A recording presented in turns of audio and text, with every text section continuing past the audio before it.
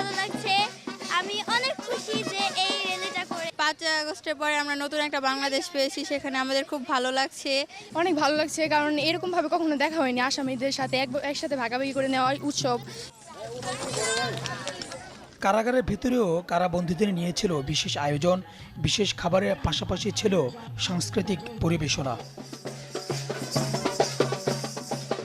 রাখাবো নিরাপদ, দেখাবো আলোর পথ, এই মূল মন্ত্রকে শানিত করার জন্য কেন্দ্রীয় কারাগারগুলো কারাবন্দীদেরকে নিয়ে বিভিন্ন উৎসব পালন করছে ভিন্ন আমেজে।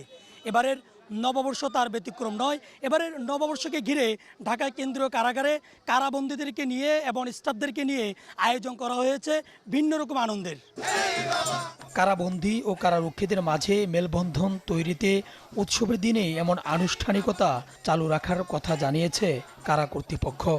আমাদের নতুন বাংলাদেশে নতুন কর্মস্পৃহা সৃষ্টি করবে তাদের মাঝে। আমরা নতুন করে সবাইকে জানান দিতে চাই যে আমরা ঐক্যবদ্ধভাবে একসাথে কাজ করব বাংলাদেশ গড়ার জন্য।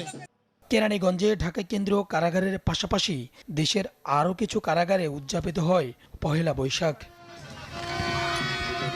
সুলতান মাহমুদ আরিফ, চ্যানেল 24, ঢাকা।